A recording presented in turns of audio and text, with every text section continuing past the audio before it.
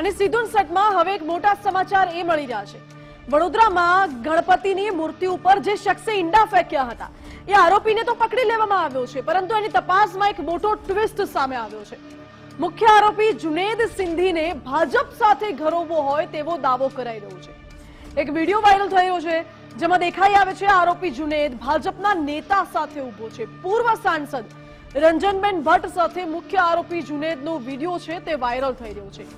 ભાજપના ધારાસભ્ય શૈલેષ સોટાને આ આરોપી જુનેદ હાર પહેરાવતો હોય તેવો પણ એક વિડીયો સામે આવ્યો છે। આરોપી જુનેદના માતા પણ ભાજપ સાથે સંકળાયેલા હોવાની ચર્ચા છે। આરોપી જુનેદ સહિત કુલ 10 જેટલા આરોપીઓની ધરપકડ કરવામાં આવી છે અને જે જુનેદનું સરઘસ કાઢ્યું એ જ ભાજપ નેતાઓ સાથે જોવા મળી રહ્યું છે। આ વિડીયો વાયરલ થતા વડોદરાના રાજકારણમાં ગરમાવો જોવા મળી રહ્યો છે। જોકે ગુજરાત ફર્સ્ટ આ વાયરલ વિડીયો કે તેના દાવા અંગે પુષ્ટિ નથી કરતું, પરંતુ આ વિડીયો વાયરલ થયા બાદ ચર્ચાઓ અનેક તેજ થઈ ગઈ છે।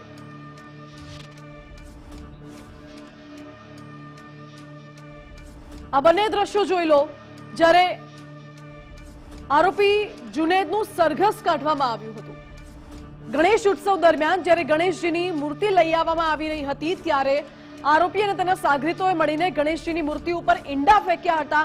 હિન્દુ સંગઠનોમાં ભારે રોષ જોવા મળ્યો હતો। ત્યારબાદ પોલીસે આરોપીઓની ઓળખ કરી આરોપીઓને પકડી પાડ્યા, જાહેરમાં આરોપીઓનું સરઘસ કાઢ્યું અને હવે જે વિડીયો સામે આવ્યો છે એમાં આજે 10 આરોપીઓ છે, એમાંથી 10 માંથી એક મુખ્ય આરોપી જે જુનેદ સિંધી છે એ જુનેદ સિંધીનો વિડીયો વાયરલ થઈ રહ્યો છે। ભાજપના નેતા સાથે ભાજપ સાથે ઘરોબો ધરાવે છે આ આરોપી। સવાલ એ છે કે જો તમારે ભાજપ સાથે ઘરોબો છે તો એનો મતલબ તમે ગમે તે કરી શકશો, તમે કોઈની પણ આસ્થાને ઠેસ પહોંચાડી શકશો, એવા સવાલો પણ ઉઠે છે। વડોદરાથી મારી સાથે સંવાદદાતા અલ્પેશ લાઈવ જોડાઈ રહ્યા છે। અલ્પેશ, શ્રીજીની મૂર્તિ પર એક તો આરોપીએ ઈંડા ફેંક્યા, પોલીસ આરોપીને પકડીને સરઘસ કાઢ્યું અને હવે ભાજપ સાથે ઘરોબો છે એ આરોપીઓનો।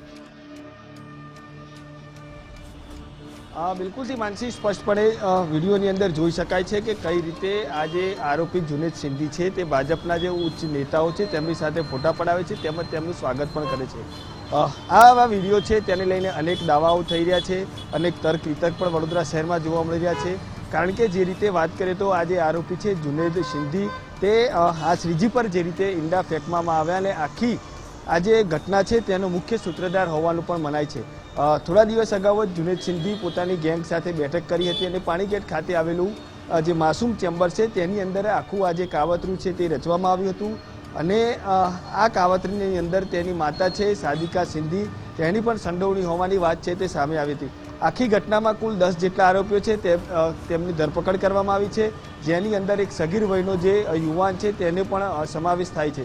હાલ તો પોલીસ દ્વારા તમામ આરોપીઓનું એક તરફ સરઘસ કાઢવામાં આવે છે, પરંતુ બીજી તરફ વાત કરીએ તો તેમના જ સોશિયલ મીડિયાના જે પ્લેટફોર્મ છે તેની અંદર એકતાના દર્શાવતા અનેક વિડીયો છે તે સામે આવતા હોય છે, પરંતુ આ એકતા દર્શાવતા ક્યાંક ને ક્યાંક આ જે લોકો છે તે અસામાજિક કૃત્ય કરવા તરફ ફેરવતા હોય છે અને આ પ્રકારની જે ઘટના છે તે પાણીગેટનો આખો આ જે વિસ્તાર છે સિટી પોલીસ સ્ટેશનની બાજુનો ત્યાંથી સામે આવતી મોડી રાત્રે પસાર થયેલી યાત્રા છે ને તેના પર આ લોકો દ્વારા ઈંડા ફેંકવામાં આવ્યા હતા। જોકે હાલ જો વાત કરીએ તો વડોદરા શહેરના જે પૂર્વ સાંસદ રંજનબેન ભટ્ટ તેમજ ડભોઈના જે ધારાસભ્ય છે શૈલેષ મહેતા તેઓ બંનેના વિડીયો હાલ સોશિયલ મીડિયામાં ખૂબ જ વાયરલ થઈ રહ્યા છે અને આ વાયરલ વિડીયોને લઈને અનેક તર્ક વિતર્ક પણ જોવા મળી રહ્યા છે। કારણ કે ગુનાહિત જે માનસિકતા ધરાવતો આ જે આરોપી છે ને તેની સાથે આ લોકોએ વિડીયો પણ ઉતાર્યા હતા। જોકે આ વિડીયો અંગે ગુજરાત પોસ્ટ છે કોઈ પણ પ્રકારનો દાવો કે કોઈ પણ પ્રકારની પુષ્ટિ છે તે નથી કરતું, પરંતુ જો આ વિડીયો સાચા હોય તો ચોક્કસથી આ જે વિડીયો છે તેમના પડઘા ગાંધીનગર સુધી પડે તેવી પણ શક્યતાઓ હાલ દેખાઈ રહી છે અને વિડીયો વાયરલ થતાની સાથે જ વડોદરા શહેરનું રાજકારણ છે તે પણ ગરમાયેલું જોવા મળે છે।